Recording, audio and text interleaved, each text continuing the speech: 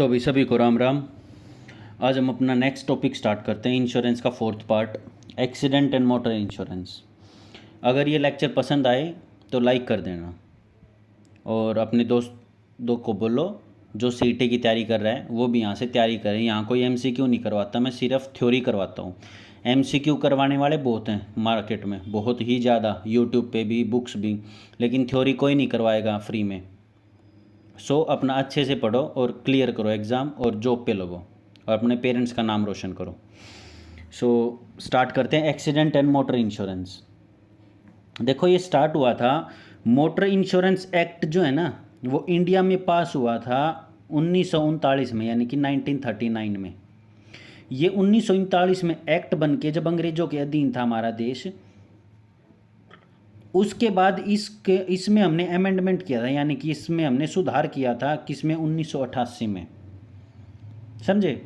तो ये पहले क्या था, पहले जो है ना, जो पेडेस्टेरियन थे यानी कि जो पैदल चलते थे वो लोग है ना, कई उनको मोटर व्हीकल वाले मतलब पीछे से मार देते थे या इनके ऊपर चढ़ा देते, मतलब वो या तो इंजर्ड हो जाते थे या वो लोग मर जाते थे। तो और उनको कोई कंपनसेशन भी नहीं मिलता था।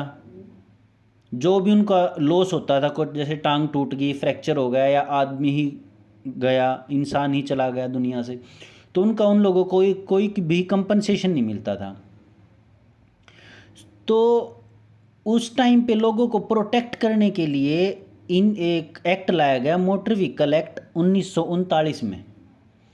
इसमें क्या है, इसमें कंपलसरी किया गया इंश्योरेंस को कि भी इंश्योरेंस मोटर व्हीकल का करवाना ही करवाना पड़ेगा, चाहे वो कमर्शियल हो, चाहे वो टू व्हीलर हो, चाहे वो फोर व्हीलर हो, कोई भी व्हीलर हो, इंश्योरेंस करवाना कंपलसरी है।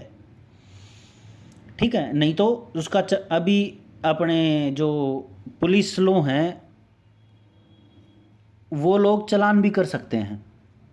इंडियन पिनल कोड में ये लोग धारा भी दी हुई है कि इसके तहत हम लोग चालान कर सकते हैं अगर किसी के पास इंश्योरेंस नहीं है तो। ठीक है? और उसके साथ है ना, थर्ड पार्टी इंश्योरेंस को भी जरूरी किया गया कि थर्ड पार्टी इंश्योरेंस भी बहुत ज़रूरी है। थर्ड पार्टी इंश्योरेंस आगे समझाऊंगा क्या होता है। ठीक है? इसमें ये मैटर नहीं करता कि भाई उस बंदे ने मारा या नहीं मारा, नहीं। अगर उस बंदे ने किसी को मार दिया और वो बंदा 18+ है और सारी की सारी कमियों को पूरा करता है जो भी एक्ट में दी हुई है, मोटर व्हीकल एक्ट, तो उनको कंपनसेशन देना ही देना पड़ेगा इंश्योरेंस कंपनी को। ठीक है? ये क्या है, ये प्रोटेक्शन देता है इंश्योरेंस जो है ना, किसके तहत, जो भी अपनी नेचुरल है और मैन मेड क्लैमिटीज़ हैं। नेचुरल क्लैमिटीज़ जैसे कोई बाढ़ आ गई, उससे हमारी गाड़ी में दिक्कत हो गई, जैसे कोई लाइटनिंग होगी, लाइटनिंग मतलब बिजली गिर गई हमारे व्हीकल के ऊपर और हमारा व्हीकल डैमेज हो गया, या फिर मैन मेड क्लैमिटीज़ जैसे आग लग गई तो वो भी मैन मेड क्लैमिटीज़ है, या हमारे द्वारा एक्सीडेंट हो गया तो वो भी हमने हमारे द्वारा ही तो हुआ है, तो मैन मेड क्लैमिटीज़ हैं।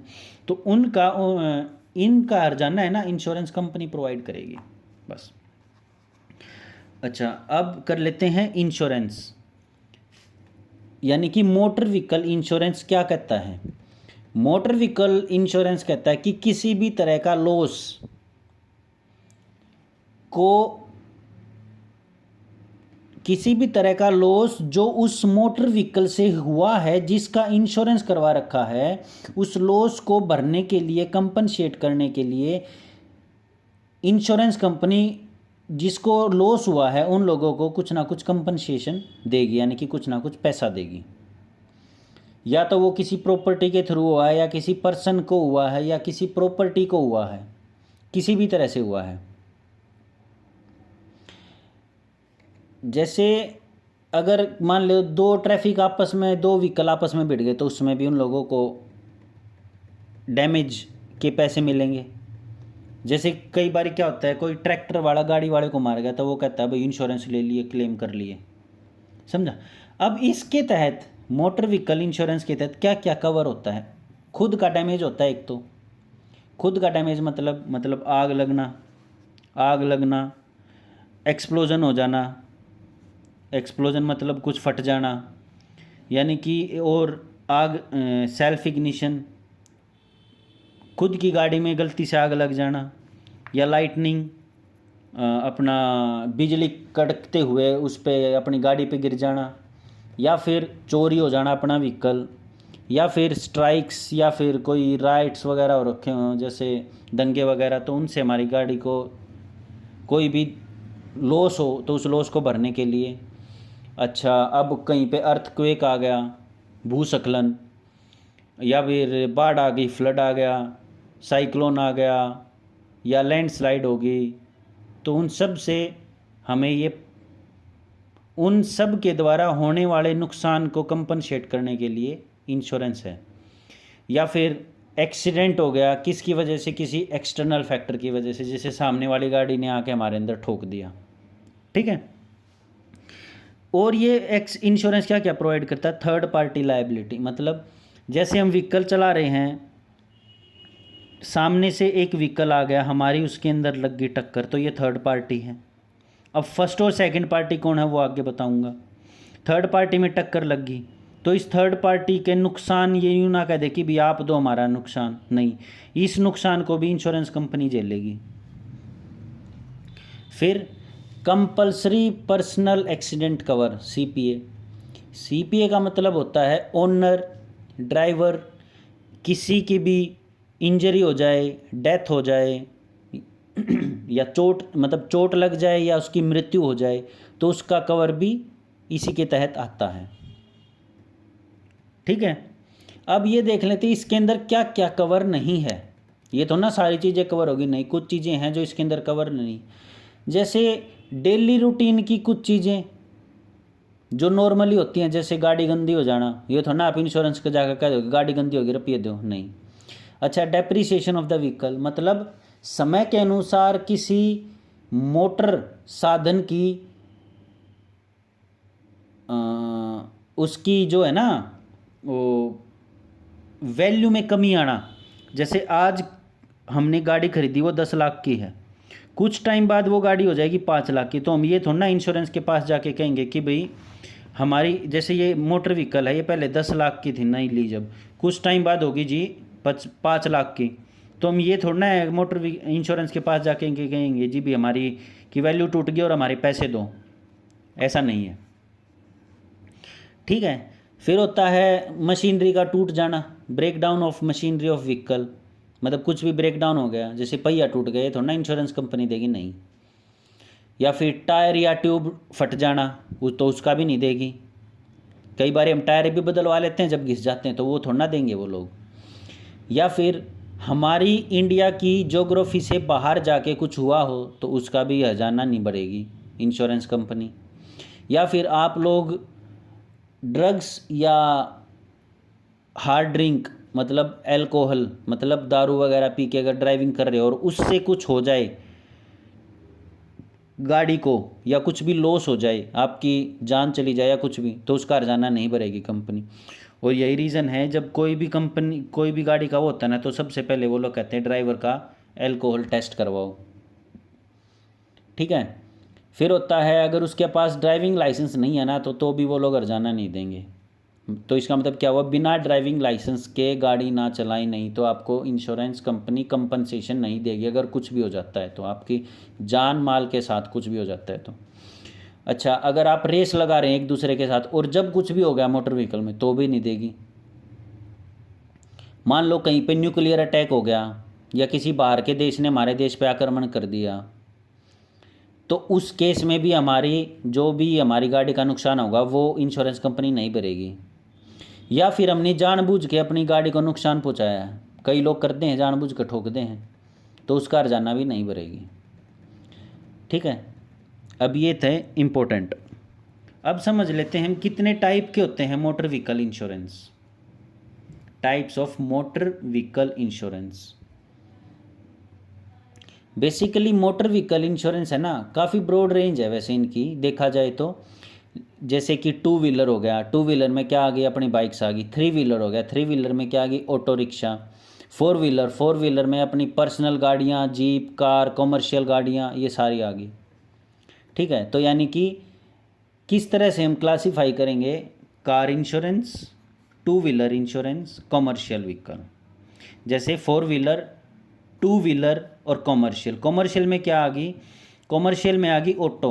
ऑटो भी तो कॉमर्शियल हो गई ना, तो उनका अलग से होगा, ये थोड़ा ना वो लोग साथ में दे देंगे, नहीं। ठीक है, तो कार इंश्योरेंस से हम कैसे बचते हैं? मतलब कार का इंश्योरेंस एक टाइप का क्या है, कैसे काम करता है? टाइप्स ऑफ इंश्योरेंस में है ना कार इंश्योरेंस। तो कार इंश्योरेंस में कमर्शियल पर्पज़ के लिए यूज़ नहीं कर सकते हैं, वो रेजिडेंशियल पर्पज़ के लिए ही होनी चाहिए। ये नहीं है कि आप गाड़ी कार तो इंश्योरेंस लिया, कमर्शियल का लिया नहीं, और कार का कमर्शियल लेके और आप लोग उसमें सवारी ढो रहे हो, तो वो इंश्योरेंस के तहत नहीं आएगी। ठीक है। दूसरा, जो मोटर व्हीकल इंश्योरेंस एक्ट है ना, उसके तहत, उसकी सारी धाराओं के तहत वो इंश्योरेंस अच्छी तरह से लागू होना चाहिए। ये नहीं है कि आप कुछ शर्तों को लागू नहीं करो और फिर आप कहो कि जी मैंने ना ध्यान रहा, नहीं, आपको हर चीज़ पता होनी चाहिए। जैसे कि अगर हम कोई भी नई गाड़ी लेते हैं तो हमें उसका इंश्योरेंस करवा के ही रोड पे लेके जाना है, ये भी कंपलसरी है। ठीक है। अब कोई भी लॉस हो जाए या डैमेज हो जाए, वो कार इंश्योरेंस के अंदर कवर होता है। कब, कौन कौन से केस में? या तो उसका एक्सीडेंट हो जाए, या वो जल जाए, या फिर एक्सप्लोजन हो जाए मतलब फट जाए, या चोरी हो जाए, या टेररिस्ट का अटैक हो जाए, या फिर अर्थक्वेक आ जाए, नेचुरल क्लैमिटीज़, या थर्ड पार्टी लाइबिलिटी, जो भी पीछे समझाया था ना थर्ड पार्टी, उसके द्वारा कुछ भी हो जाए, तो उसके तहत ये सब चीज़ें हैं। या फिर देखो, इलेक्ट्रिक और इलेक्ट्रॉनिक डिवाइसेस, जैसे अपना वो जो होता है ना टच स्क्रीन, आजकल की गाड़ियों में आने लग गए। या फिर इलेक्ट्रिक डिवाइस यानी कि इलेक्ट्रिक वायर्स, अगर वायर में कहीं पे भी कट है तो इंश्योरेंस कंपनी इंश्योरेंस नहीं देगी। अगर शॉकेट तो शॉकेट है, सब कुछ तो दे देगी। नंबर 2, अगर आपको इनका फिर भी लेना है तो आपको अलग से भुगतान करना पड़ेगा। ठीक है। अब ये सब प्रीमियम जो है ना, जो गाड़ी का प्रीमियम है वो कैसे डिपेंड होता है कि भी किस गाड़ी का कितना प्रीमियम है? वो होता है वैल्यू, कार की वैल्यू पे, कार के बनाने पे, कार किस वर्ष की बनी हुई है, और कार का रजिस्ट्रेशन का किस स्टेट का है। ये सारी चीज़ें होगी। जैसे कि अब अगर हिमाचल प्रदेश में जाओ तो वहाँ का इंश्योरेंस अलग होगा, अब अगर आप हरियाणा में आओ तो वहाँ का इंश्योरेंस अलग होगा। ये है आरसी, मतलब रजिस्ट्रेशन जो होगा ना गाड़ी का, वो किस स्टेट में होगा। अब एक है two wheeler insurance. Two wheeler insurance में नॉन कमर्शियल व्हीकल आएंगे, जैसे स्कूटर हो गया या मोटरसाइकिल हो गया, ऐसी। और इसमें भी वही थर्ड पार्टी इंश्योरेंस भी होता है, तो इसमें भी सेम ही है। अब आ गया कॉमर्शियल व्हीकल। कॉमर्शियल व्हीकल का इंश्योरेंस होता है हैवी व्हीकल और light commercial vehicle. Heavy vehicle मतलब ट्रक वगैरह, लाइसेंस बनता है LMV और HLV। हैवी व्हीकल और लाइट कमर्शियल व्हीकल और हैवी कमर्शियल व्हीकल HCV और LCV, ये दो लाइसेंस बनते हैं। HCV होता है high commercial vehicle, heavy commercial vehicle, और LCV होता है light commercial vehicle. Light commercial vehicle में आ गया गाड़ी जो सवारी ढोने के लिए होती है, और हैवी कमर्शियल व्हीकल में हो गए बस, ट्रक, ये सब चीज़ें। ठीक है, जैसे एम्बुलेंस। तो इनका प्रीमियम तय होता है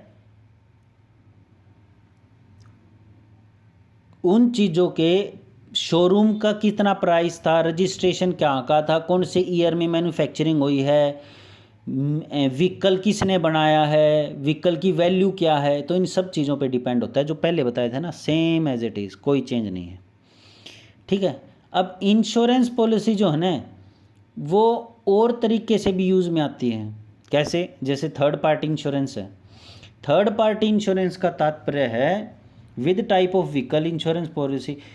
जो व्हीकल है ना, व्हीकल के टाइप से भी इंश्योरेंस पॉलिसी तय होती है कि आपको कौन सी पॉलिसी लेनी चाहिए। जैसे थर्ड पार्टी इंश्योरेंस पॉलिसी किसको लेनी चाहिए? जिसको लगता है कि वह हाईवे पे ज़्यादा जाता है, ये कंपलसरी है वैसे, हाईवे पे ज़्यादा जाता है। अब देखो थर्ड पार्टी इंश्योरेंस समझा देता हूँ होता क्या है। फर्स्ट पार्टी, सेकंड पार्टी और थर्ड पार्टी। फर्स्ट पार्टी है जो हम यानी कि जो इंश्योर्ड है, यानी कि जिसने पॉलिसी ली है, इंश्योर्ड, वो है फर्स्ट पार्टी। सेकंड पार्टी है इंश्योरर, यानी कि कंपनी जिसने पॉलिसी की है फर्स्ट पार्टी की, वो सेकंड पार्टी। थर्ड पार्टी जिसकी टक्कर हुई है फर्स्ट पार्टी के साथ, वो है थर्ड पार्टी। तो ये ध्यान रहेगा, फर्स्ट पार्टी, सेकंड पार्टी और थर्ड पार्टी कौन कौन सी। अच्छा, इसके अंदर थर्ड पार्टी इंश्योरेंस के अंदर लॉसेस जो है ना वो कवर होते हैं कौन कौन से? या तो किसी को चोट लगी या किसी की मृत्यु हो गई, पैसेंजर की, पैसेंजर मतलब गाड़ी में बैठा हुआ इंसान, ड्राइवर के साथ साथ को ड्राइवर और उसके पैसेंजर जो पीछे बैठते हैं, 3, वो भी इंक्लूड हैं इसमें, ये याद रखना थर्ड पार्टी में। अच्छा, इसमें क्या है, व्हीकल जो दूसरा थर्ड पार्टी था ना, इसके व्हीकल को कुछ भी नुकसान हुआ तो भी इंश्योरेंस कंपनी पे करेगी। या फिर अदर जो तीसरा पीपल है ना, जो थर्ड पार्टी है, उसकी किसी प्रॉपर्टी को डैमेज हुआ तो ये भी इंश्योरेंस कंपनी प्रोवाइड करेगी। अगर डैमेज हुआ है को पैसेंजर को, थर्ड पार्टी के को पैसेंजर को कुछ डैमेज हुआ तो वो भी यही करेगी इंश्योरेंस। या फिर थर्ड पार्टी के गाड़ी के साथ कुछ अटैच है और उसको कोई इंजरी होगी या फिर वो कुछ डैमेज हो गया व्हीकल, तो उसका भी हर्जाना इंश्योरेंस भरेगी। सेकंड टाइप की है कॉम्प्रिहेंसिव इंश्योरेंस पॉलिसी। कॉम्प्रिहेंसिव एक काफ़ी ब्रॉड कैटेगरी की इंश्योरेंस का है।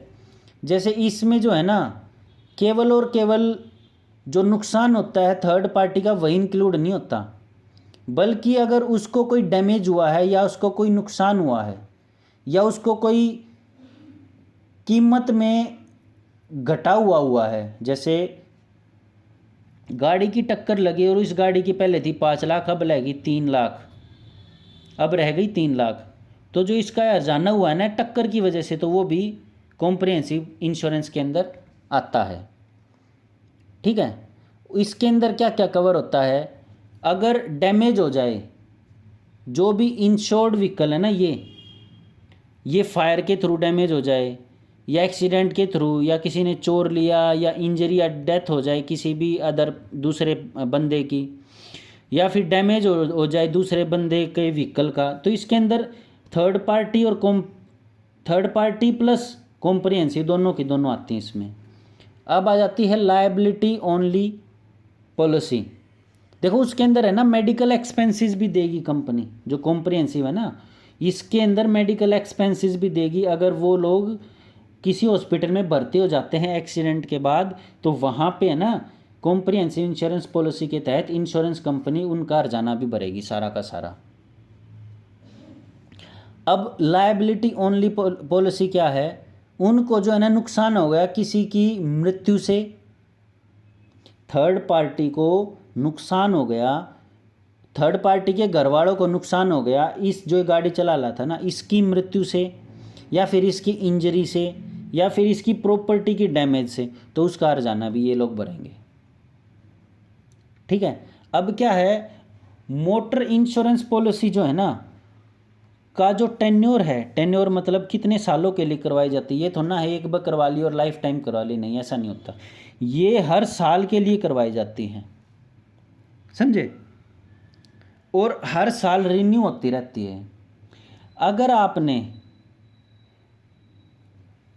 1 साल के बाद रिन्यू नहीं करवाई तो ये एक्सपायर हो जाएगी, और फिर आप दोबारा जब इंश्योरेंस करवाओगे 90 दिन के अंदर अंदर तो दोबारा हो जाएगा। लेकिन अगर 90 दिन के बाद करवाओगे तो इंश्योरेंस मोटर व्हीकल वाला बंदा है ना, जो वो इंस्पेक्शन करेगा, मतलब देखेगा गाड़ी को ठीक है नहीं है, फिर वो इंश्योरेंस करेगा, नहीं तो वो नहीं करेगा।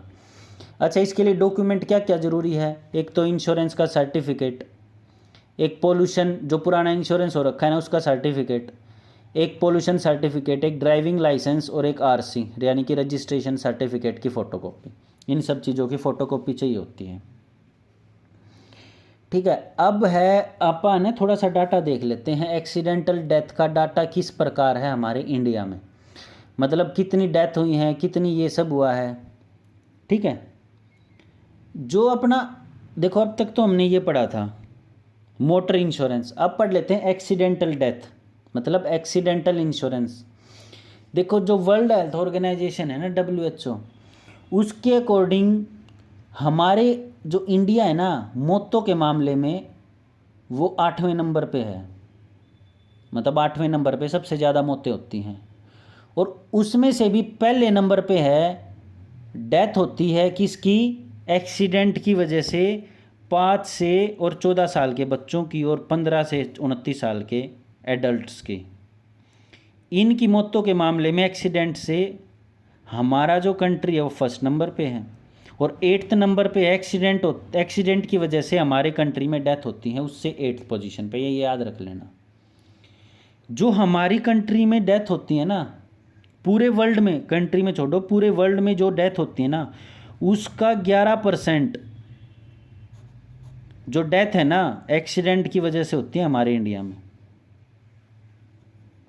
समझे, बहुत बड़ा डाटा है ये, ऐसे छोटा मोटा मत समझो इसको, बहुत हैवीली डाटा है ये। अच्छा जी, अब इसके तहत अब इसके फीचर देख लेते हैं एक बारी ना। फीचर क्या क्या है, फीचर में है प्रीमियम पे करना पड़ता है। एक तो भाई प्रीमियम होता है, भाई जो इंश्योर्ड है वो प्रीमियम पे करेगा हर महीने।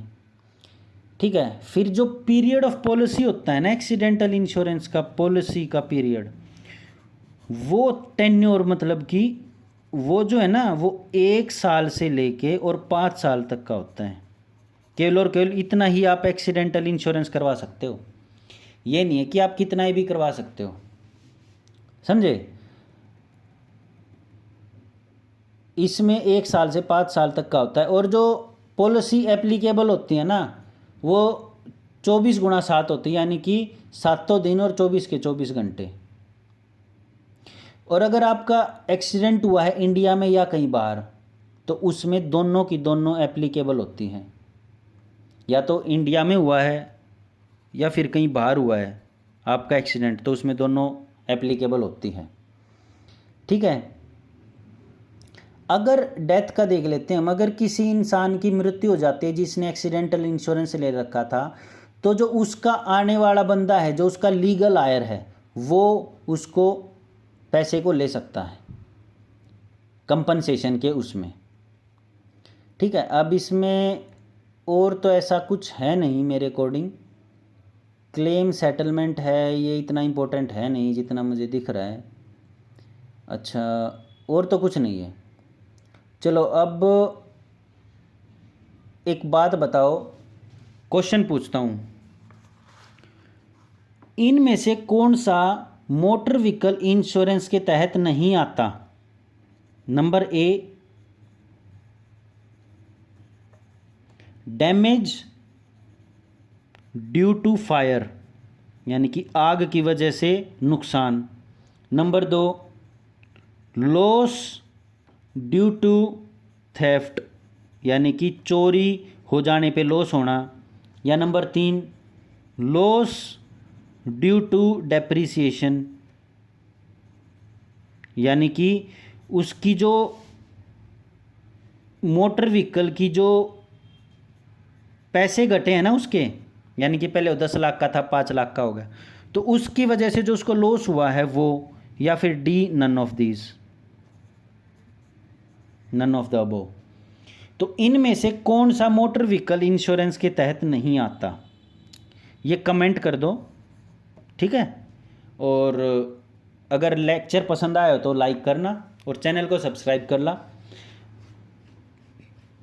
अभी एक बच गया अपना, कौन सा बच गया, ये बच गया फार्म क्रॉप इंश्योरेंस। देखो इसकी मैं थ्योरी बता देता हूँ एक बारी फटाफट। फार्म क्रॉप इंश्योरेंस जो है ना, farm crop insurance. Farm crop insurance central government के द्वारा दिया जाता है फार्मर्स को। अगर उनको कोई नुकसान पहुंचता है अनचाही मुसीबतों से, जैसे या नेचुरल या फिर मैन मेड क्लेमिटीज से, मतलब नेचुरल मतलब बारिश आ गई, गर्मी ज़्यादा पड़ गई, या बारिश नहीं आई इसकी वजह से, या फिर मैन मेड मतलब आग लग गई, या फिर खरपतवार ज़्यादा आ गई, और इसकी वजह से अगर उनकी फसलों में कुछ भी नुकसान पहुंचता है तो उसका हर्जाना इंश्योरेंस कंपनी भरेगी। ठीक है, ये है अपना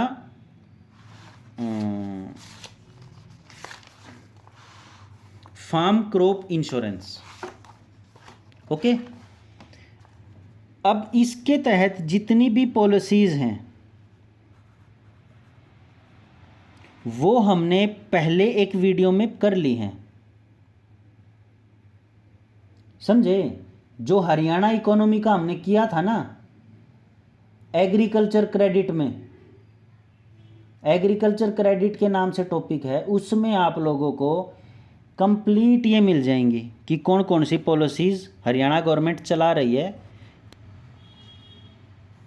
फार्म क्रॉप इंश्योरेंस के नाम से, कि भी किसानों को अगर उनकी फसल बर्बाद हो जाए, जैसे प्रधानमंत्री फसल बीमा योजना है, समझे, तो वो भी इसी की है, जो 2016 में आई थी। ये प्रधानमंत्री फसल बीमा योजना 2016 में आई थी।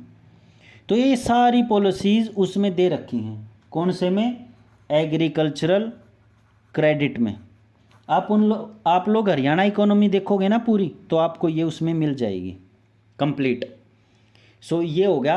आप उनका अब एक बचता है इंश्योरेंस का, सिर्फ और सिर्फ एजेंट्स के बारे में पढ़ना, या लाइसेंस कैसे हटता है, जैसे इंश्योरेंस इंटरमीडियरीज, जैसे बिचौलिया कौन कौन है इंश्योरेंस में, उनका काम क्या है, सिर्फ ये बचता है। ये नेक्स्ट चैप्टर में कंप्लीट करवा दूंगा और अपना इंश्योरेंस का टॉपिक ख़त्म। सो अगर लेक्चर पसंद आया तो लाइक कर देना। All the very best. और अपने एग्ज़ाम आने वाले हैं, जुलाई में कंफर्म है एग्ज़ाम, होंगे ही होंगे। अपना जिसकी रनिंग है वो अपना रनिंग स्टार्ट कर दो, क्योंकि 23 या 24 किलोमीटर है 4 घंटे में। ये स्टार्ट कर दो, ऐसे ही नहीं होगी, टांगे फट जाएंगी। और वुमन के लिए है शायद 12 है 4 घंटे में, या पता नहीं 3 में, देख लेना। तो ये इतनी आसान नहीं है, पहले बता रहा हूँ मैं, तैयारी कर लेना। जो पंजे हैं ना वो बिल्कुल ऐसे ख़त्म हो जाते हैं। So all the very best, और अपना अच्छे से पढ़ो। Signing off.